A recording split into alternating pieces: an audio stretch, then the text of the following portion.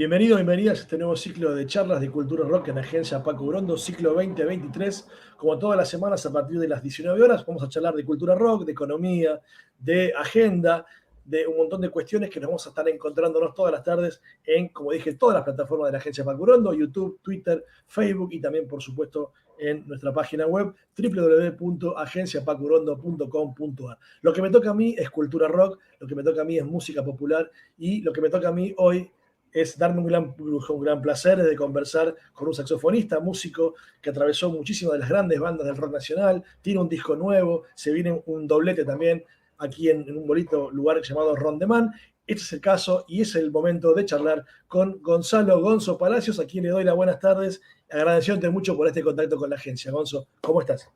Bien, estoy muy bien. Buenas tardes, Mariano. Acá, como vos decís, con el entusiasmo de todo lo que está sucediendo en este momento, la previa de los conciertos, presentación del disco que ya salió, y con mucho entusiasmo con la repercusión que está teniendo.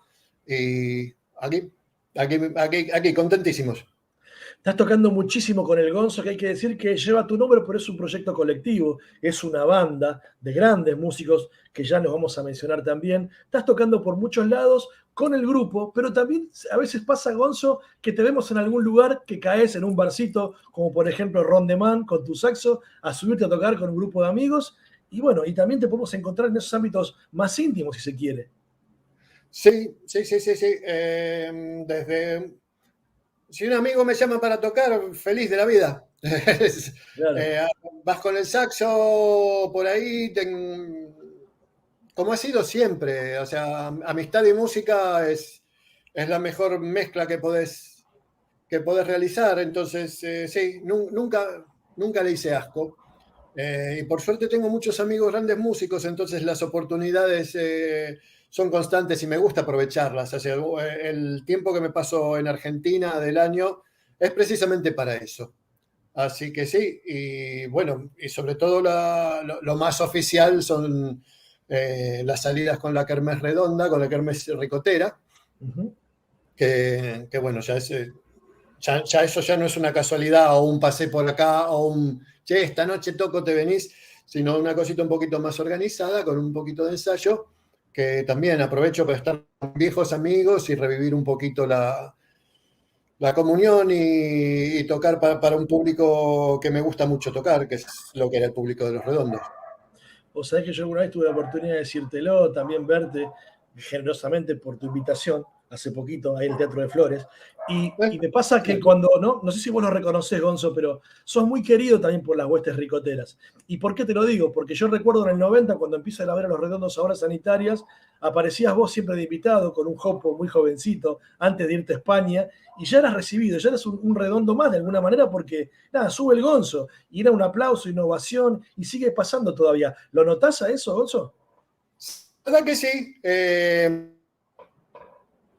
Conocerme, verme arriba del escenario con Los Redondos, o sea, toda la gente que se sumó a la liturgia ricotera a partir de los 90, y todo después, que hubo muchísima... Fíjate que estás hablando de Yo tocaba en obras, que bueno, eran los primeros recitales multitudinarios de Ujú. Los Redondos, pero comparado con lo que fue después, si en esa época ni siquiera salían a tocar al interior, creo que de vez en Claro. cuando se había ido a Rosario, o bueno, por supuesto La Plata, ¿no? Y lo que es emocionante es ver que hay gente que por la edad, evidentemente por la edad nunca me vio tocar con Los Redondos, y hay un reconocimiento y hay un cariño que llega. Sí, sí, sí, lo siento y me encanta sentirlo, por supuesto. Y además porque te diría más, Gonzo, los redondos tampoco no son de abrirle el escenario a cualquiera, y eso también lo sabés. Lo sé, sí. Claro, No eran, no eran, no no, eran. claro. La kermés un poco por necesidad y otro poco por otro, porque son como son, sí, hay arriba del escenario una serie, para empezar, los cantantes, ¿no? Que hay que ocupar el lugar del indio, entonces montones de cantantes invitados que van pasando de show en show, tienen su cantante, está ahí el Jorge, que es su cantante habitual, pero después hay muchísimos invitados, como Nahuel Briones, o el Chino Laborde, y otros que tendría que parar y ponerme a pensar. Eh,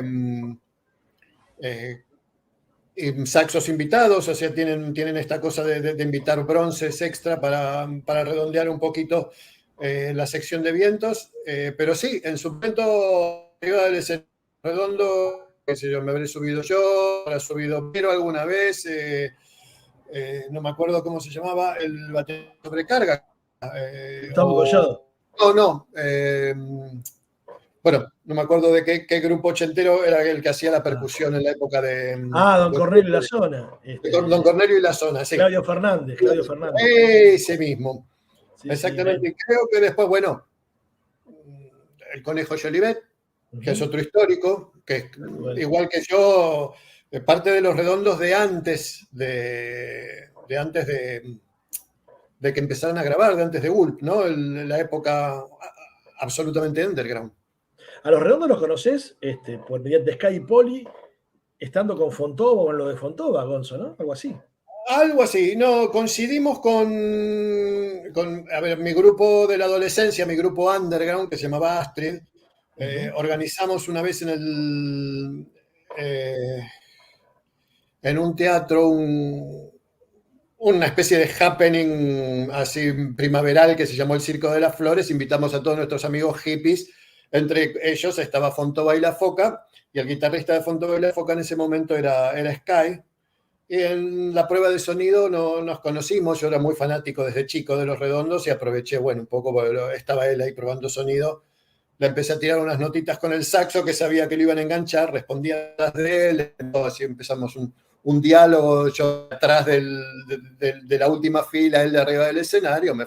Cuando vi que había respuesta, me fui acercando, no, hubo una afinidad musical instantánea, terminamos así un abrazo y intercambiamos teléfonos, etc. Y bueno, terminó, 2 semanas después apareció una llamada en mi casa invitándome a un ensayo de Los Redondos. Así un poquito esa es la historia. Dicha rápido.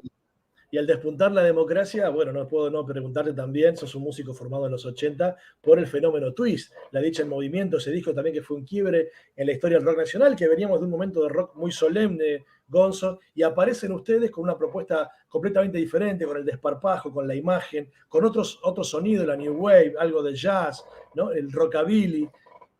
Contanos un poquito cómo fue todo eso. Sí. Éramos así en un punto, un remedio de una cosa, un promedio entre el Club del Clan y los Beatles y bueno, nos gustaba mucho el ska también y grandes Clash, todo en general, grandes escuchas de tango, todos muy aficionados a la historia. Éramos un grupo con unas cuestiones culturales muy particulares. Sí, nos tocó porque veníamos remándola y veníamos siendo así como los underground de alguna manera.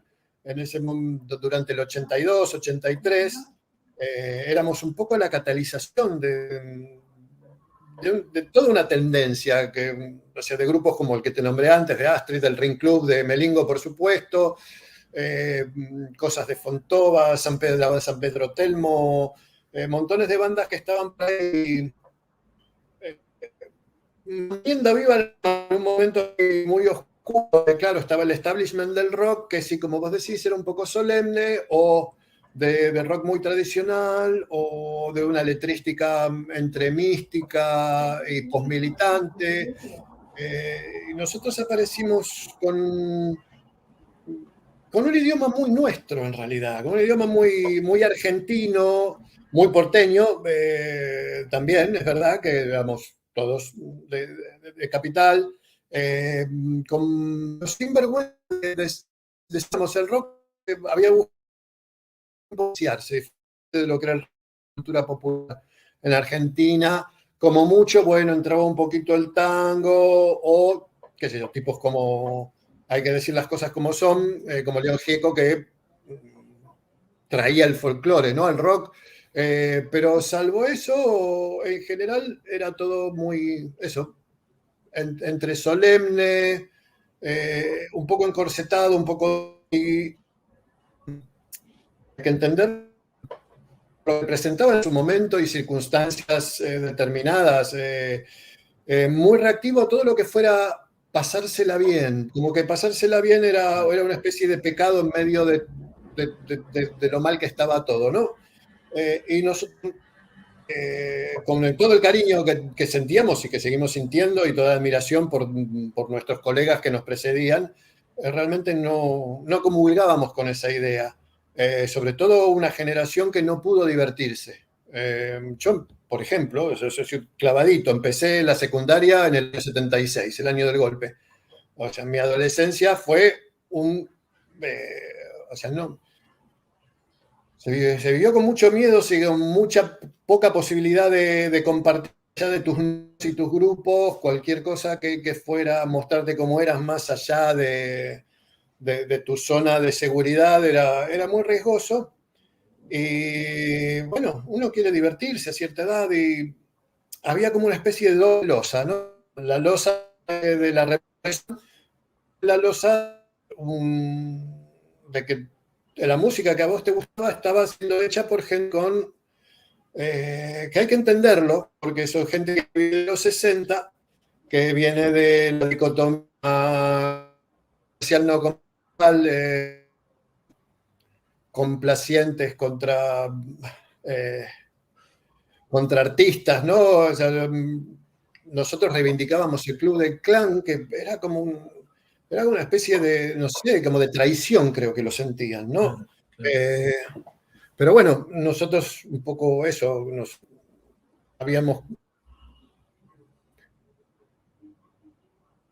sentíamos que el humor,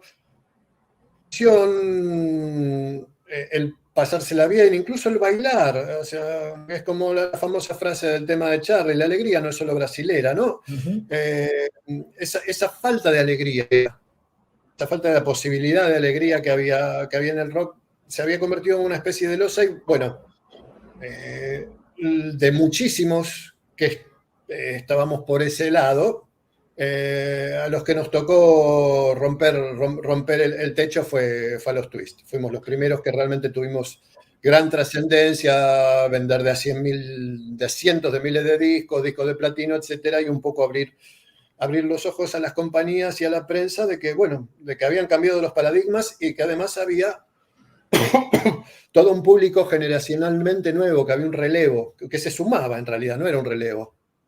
Claro. Que es un poco el momento que me tocó vivir. Uh-huh. Un disco grabado de manera urgente, fueron pocas horas de grabación con la maestría de Mario Breuer, también por supuesto con la producción de Charly García. Y digo Charly García, Gonzo, y también pienso en el humor corrosivo que vos decías también, porque bueno, de alguna manera se reían o trataban de ponerle humor a toda una época densa, porque el humor Claro. de las canciones de los Twists no era un humor naif, no era un humor inocente, se hablaban de cosas bastante pesadas, ¿no? Sí. Aparte, el primer disco que hablaba abiertamente de drogas, de detenciones ilegales, Totalmente. De paranoias, de, bueno, montones de cosas que eran la vida nuestra, de todos los días. Y sí, nos gustaba exorcizarlo con humor y era la mejor manera de hacerlo, ¿viste? O sea, canciones de que puta la yuta, montones. Pero pensé que si se trataba de cieguitos tenía, no sé, artísticamente creo que muchísimo más mérito, ¿no? Por ahí, además de que es toda una acuarela costumbrista, ¿no? Desde juegos de palabras bonitos, etcétera. Perdona que te corrija, la dicha movimiento no la grabó Mario, no la grabó Mario Breuer, la grabó Mario. Amílcar Gilabert. Pero sí, Mario fue el asistente. Ahí va. Mario fue el asistente de tuvo, bueno, como asistente en un momento Amílcar creo que no pudo venir uno de los días y él se encargó de por lo menos una parte larga de la sesión, pero técnicamente era el asistente. O sea, que lo había llevado hace poquito Charly para su zona. Y después Mario, que bueno, va a seguir siendo nombrado a lo largo de esta entrevista. Seguramente. Vamos a volver a Mario. Después fue el operador de monitores, o sea, el quien hacía el sonido de escenario de la gira de Clics Modernos. Uh-huh. Con la que nos fuimos de los Twists, o sea, Fabiana Cantilo, Melingo y yo, como parte de esa especie de Dream Team con la que Charlie salió de gira a presentar Clics Modernos. Otro gran disco del rock nacional también, Parte Aguas, y bueno, también darte, ¿no?, ese lujo, Gonzo, de estar en esos dos álbumes que, bueno, que se siguen revisitando. De hecho, seguimos hablando 30, 40 años después, ¿no? Sí, te diría que cada vez más puestos en valor. Uh-huh. Creo que cada vez se reconoce más el lugar realmente que han tenido. Charlie, por ahí, si querés, más parteaguas había sido Yendo de la cama al living. Uh-huh. Pero Clics Moderno fue como el pico, ¿no? Claro. Modernos Piano Bar fue pico, meseta, un momento más alto. No, sí, no se podía estar en mejor lugar, la verdad. Imagínate con 20 años, cumpliendo 21 en medio de la gira, ¿viste? Realmente, después de haber pasado 7 años con muchísimo miedo, muchísima represión, etcétera, era un fiestón. Claro, claro, que no se termine nunca, ¿no? Sí, ojalá. Hacemos Bueno, todo lo posible para que eso no se terminara nunca. Llegan los 90 y decidís irte a Europa. Sí. ¿Cómo fue esa decisión y qué fue de tu vida en Europa en esos años, los 90 sobre todo, Gonzo? Fue un poco una serie de cosas, algunas más íntimas, otras menos íntimas. Básicamente una necesidad, una mezcla de una sensación de que si me quedaba iba a ser mi vida un poco siempre más de lo mismo, ¿no? Grabar un disco, irme de gira, grabar un disco, irme de gira. Por ahí, por primera vez hubiera, sí que me la perdí, haber tenido algo de éxito en algún momento que el dinero valiera algo, ¿no? Porque todos esos cientos de miles de discos que hablábamos antes, etcétera, esas grandes giras fueron todos en australes. O sea que no te capitalizabas, es un papelón. Imagínate con menos de 100.000 discos vendidos en cualquier lugar del mundo en esas épocas, un músico se compraba su departamento o su primer departamento, un auto. Nosotros, el día que creo Rolo Rossini, que era el único tipo de serio en la banda, vino y nos dijo: che, mira, yo tengo acá en este cuadernito unas cuentas que hice.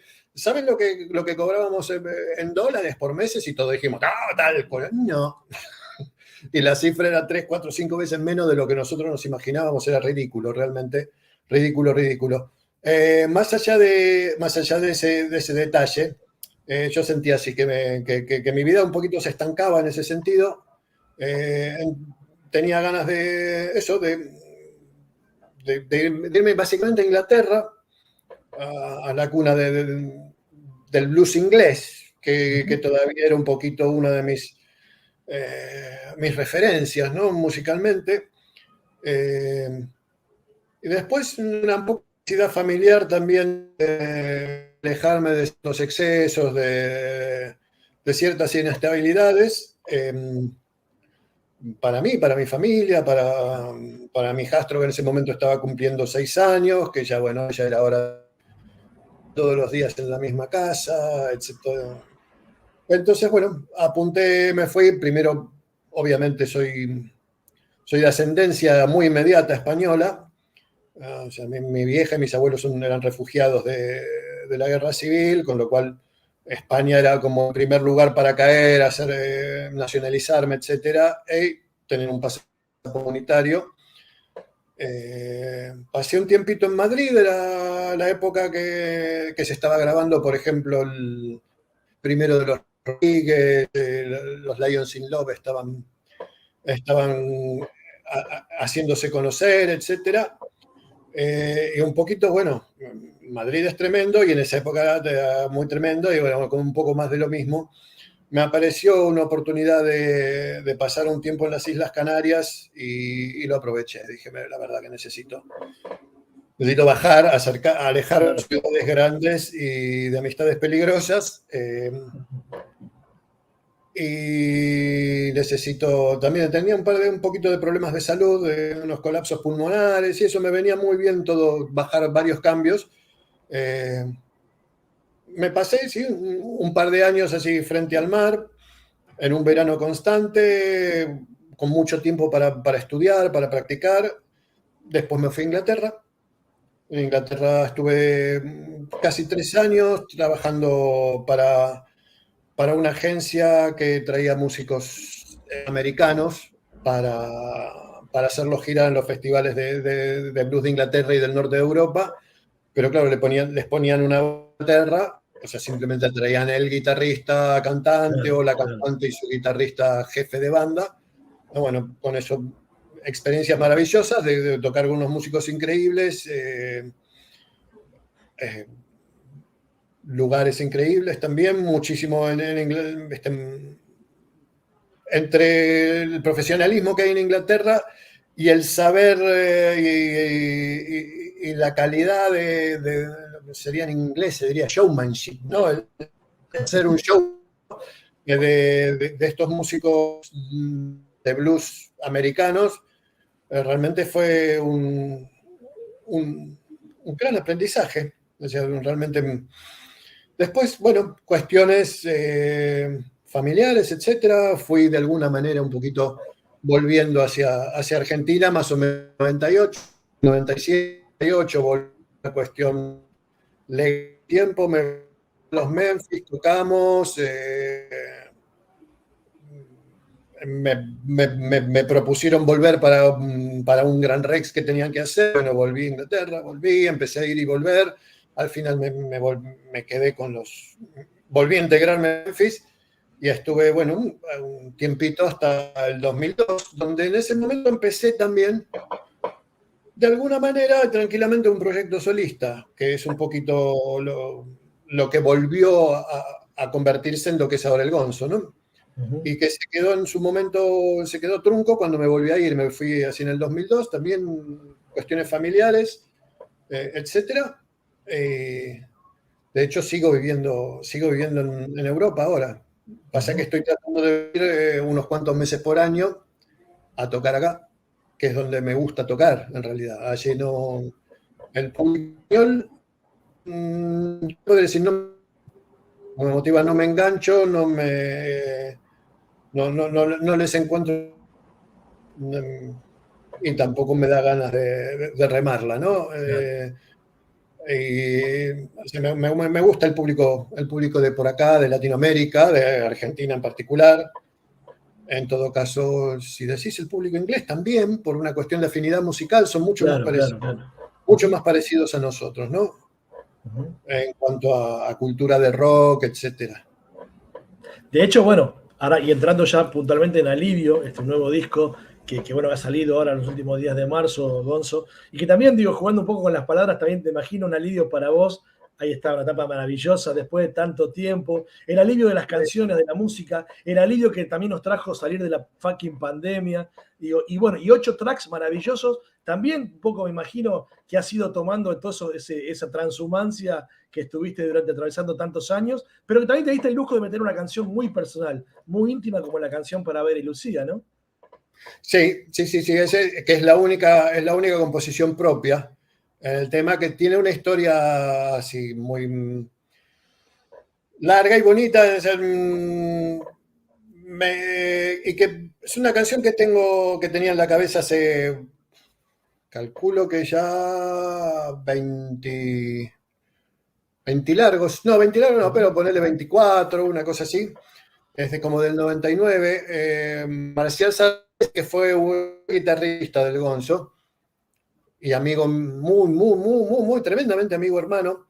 De hecho, es una de las personas que durante horas y horas me tocaba con su guitarra haciéndome base para que yo improvisara arriba constantemente con la flauta y aprendiera mi shade. Me llamó una mañana para contarme, bueno, acaba de nacer mi hija, ¿no? Y por supuesto, una alegría enorme. Y cuando al ratito de colgar me vino esta melodía a la cabeza. Yo no soy de componer, y menos esto, ¿no? De que se me vengan melodías, pero fue una melodía que son 32 compases prácticamente de punta a punta. Y quedó. Es un tema que después no sabía para dónde llevarlo, y cuando hace 3 años volvimos a retomar el proyecto, le planteé a los muchachos ponerle el resto, en vez de buscarle parte B o como se dice, componer más. Lo que les propuse es, en vez de hacer solos, hacer variaciones. Después de la presentación del tema, los distintos solos en realidad están escritos como un poco más como si fuera una pieza clásica, si querés, ¿no? Buscando una variación sobre el tema, y al final un contrapunto, vuelve el tema con un contrapunto de flauta también compuesto, y realmente los muchachos le dieron la forma que yo de alguna manera había soñado durante muchísimo tiempo. Marcial nos dejó hace un tiempo y vimos de hacerle un poco este regalo a sus hijas, de que no lo llegaron a conocer mucho, y mostrarles cómo recordamos nosotros a Marcial, que lo recordamos con auténtica alegría, porque era tipazo. Por eso se llama Canción para Vera y Lucila, que son las hijas de Marcial. Qué linda historia. Qué linda historia, Sí. que también es parte de ese maravilloso alivio, que está en formato vinilo, en todas también las plataformas, por supuesto, lo podemos encontrar, y que tiene, viste, el vinilo, Gonzo, eso generoso también, de que te puede dar la imagen como que acompaña conceptualmente el grupo de canciones, un trabajo de Andy Cherniaki, y donde vos estás ahí, ¿no? Ahí como una especie de doctor de la muerte, de la peste, pero que en vez de llevar una valija con, no sé, con alguna especie de pócima, llevas el saxo. Efectivamente, a ver, no sé si puedo lograr mostrarlo ahí más o menos, claro. Sí, ahí sí, está el saxo, sí. es la composición. Precisamente, vos lo dijiste, vos ya lo explicaste recién muy bien. Es un doctor de la peste de Inglaterra del siglo XVII. Que el alivio, o sea, viene con la música en su maletín a traer el alivio en un momento de desazón, de angustia. Este es un disco que se hizo bastante durante la pandemia, de ahí que queríamos dejar un poquito ese recordatorio. Y luego también, sí, el concepto se expandió un poco al hecho de que para mí, personalmente, aunque esto ya se ha convertido en un grupo más que en un proyecto solista, igual para mí personalmente es un alivio haberlo fíjate que a principios de los 80 para hacer un disco solista las tuve,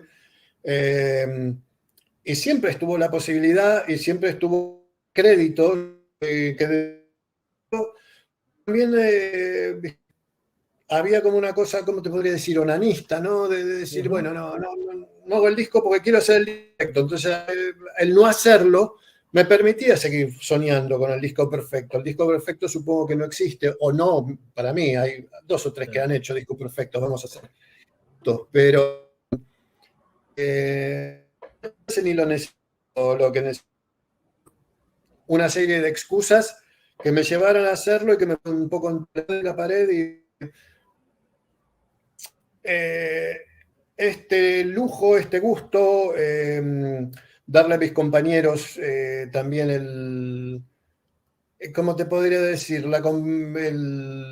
Lo que se merecían, ¿no? Que este proyecto tan lindo quedara registrado y que ya había sido dado a siglo pasado, de esta en realidad, ya se había cumplido. Me pareció que se lo merecían, me pareció que también tal vez me lo merecía yo, o al menos también por otro lado, que nos formando parte de o en colaboración con, ¿no? Que sea mi propia visión de lo que quiero con mi música, ¿no? Entonces, hay un gran componente de alivio de ya haberlo realizado. Salió por el sello Aqua Record, ¿no? Un sello también maravilloso, muy lindo, muy histórico. Sí. Y también, esta vez, ahí volvemos, trabajaste con Mario Breuer. Sí, trabajé con Mario Breuer, exactamente. Trabajé con Mario Breuer un poco porque después de mucho tiempo de no vernos, y al estar yo teniendo algo que mostrar, empecé a estar en redes, cosa que le había esquivado hasta hace 2 años y medio, ponele. Una vez que aparecí, obviamente empieza a jugar, ¿no? Esa cosa de Facebook e Instagram que la gente te ubica, te busca, ve que estás, viene el saludo, te encontrás con montones de personas, y entre las que aparecieron fue Mario, y apareció aparte, Mario tuvimos mucho camino hecho juntos, o sea, desde gira siendo compañeros de cuarto de hotel. Hemos grabado yo tocando y él en la consola, montones de discos muy icónicos. De hecho, mis primeras experiencias gracias a Jardín, donde él era ingeniero. Es una amistad de mucho tiempo que, bueno, por las distancias y etcétera, se había interrumpido. Apareció Mario diciendo, además, estuve mirando las cosas subidas, buenísimo, me encanta, déjame grabar, mezclarte un tema, te regalo una mezcla. Así hicimos Pick Up the Pieces, el tema 1 del lado 1. Quedó fantástico, quedó tremendamente bueno, Mario. Después, bueno, probamos el tap, ya hablamos y bueno, se fue incorporado al proyecto para mezclar el disco entero. El disco estaba grabado 3 temas en vivo y 5 temas que hicimos en el estudio de mi otro amigo Pablo Adida, tremendo músico, pintor e ingeniero de sonido, y había que mezclarlo y nada mejor que dejarlo en Mario, además para darle un poquito de coherencia, ¿no?, con el tema que ya había mezclado con el primer simple. Si bien tuvimos que encontrar un promedio, ¿no?, entre lo que nosotros ya sonábamos y el concepto de Mario, que es mucho más rockero. Tuvo un poco que adaptarse a lo que era nuestra búsqueda y la verdad que lo hizo fantástico, quedó muy, muy, muy lindo. Estoy yo realmente muy contento, estamos muy contentos. Sí, pensaba también, Gonzo, en ese Mario productor, o mejor dicho, o técnico de grabación, digo, qué diferente, él viene de una camada distinta, ¿no? Hablamos de los Álvaro Villagra, de los Taberna también, digo, que son más como una cuestión también humana, de apoyo humano al músico, y no tanto como era antes, tal vez en los 70, volviendo un poquito para atrás, donde se hacía solamente lo que el técnico quería y nada más, ¿no? De alguna manera sí, supongo que era una mezcla de las limitaciones técnicas de los estudios de entonces, que tampoco permitían grandes innovaciones, eventos, estaban por la cantidad de canales para empezar. Claro. Claro, sí. Sí, también la limitación técnica tenía mucho que ver, por supuesto, sí, verdad. En los 80, que se grababa cinta, 24 canales, era un poco el estándar. Cuando empezaron a llegar cosas más grandes, ya enseguida se pasó a digital. O sea, básicamente se grababan 24 canales. No sé si habría algo de 30. No me acuerdo si había un estudio que tuviera más de 24 canales en los 80. Incluso a veces 16. Había que hacer malabares, ¿no? Y compara eso con los 8 canales de 2 máquinas sincronizadas que se podían llegar a usar en los 60, como mucho, ¿no? O sea, pero es verdad que los ingenieros de sonido, incluso hasta bien principios de los 80, salvo muy determinados, depende del estudio que grabaras, ¿viste? Si era CBS, RCA, bueno, el señor que está ahí según el turno que te toque, que un señor que podía grabar tango, boleros, cumbia, lo que sea, que era la hora del café, paraba, que se cambió de técnico, se cambiaba de técnico, hacía así, con todos los faders, y el otro empezaba como de todo lo que había. Entonces, estos eran los primeros, la época de eso, ¿no? De los primeros estudios independientes, como Panda. Miguel Crochic, querido, grande. Sí. Te hago la última, Gonzo, las últimas 2 en realidad en una. Agradecerte mucho por este rato. Volvemos a Alivio. Y bueno, Bolivia tiene presentación también, ¿no? Un doblete en Rondemán. ese lugar maravilloso ahí por el Abasto. Contanos quién te va a acompañar, quiénes son también los integrantes de ese bandón que te acompaña y cómo conseguimos las entradas, Gonzo. Bien, sí, los músicos que me hacen el honor de tocar conmigo y de ser parte del Gonzo, más que de acompañarme, nos acompañamos mutuamente, no hay, está bien, sí, yo pongo el nombre, yo empujo un poco, hago un poco la logística, etcétera, pero somos un grupo de iguales. Y es una de las maneras que más me gusta disfrutarlo y de lo que más le gusta disfrutar a todos en general. Está compuesto por Daniel Castro en el bajo, Fernando del Castillo en la batería, Gustavo Ridilenir en saxo en flauta y Alejandro Ridilenir en guitarra. Son algunos de los nombres, supongo que les suenan más que otros, son todos grandes, grandes músicos, hermosas personas y se quieren mucho entre ellos además, nos queremos mucho entre nosotros, disfrutamos mucho de los que toca nuestros compañeros y nos gusta mucho tocar en función unos de los otros. Vamos a estar en Rondeman, sí, presentándolo el 21 y 22 de abril. Las entradas ya están en venta. No tengo acá a la vista cuál es la tiquetera que lo está llevando, pero es tan fácil como entrar a alguna de las redes sociales del Gonzo, del grupo. O sea, en Instagram es el gonzo.oficial, en Facebook creo que también es el gonzo.oficial. En ambas dos van a encontrar los flyers correspondientes y van a poder encontrar eso, el link a la tiquetera donde sacar las entradas por adelantado. Si no, el mismo día en Rondeman, si no tenemos la suerte de haberlas vendido todas para entonces, se podrán comprar en el momento. Agradecerte mucho por este contacto con la agencia Paco Urondo. Gonzalo Gonzo Palacios, gracias de verdad. Gracias a vos, Mariano. Estamos en contacto, muchas gracias. Por supuesto que sí, un abrazo grande. Gracias.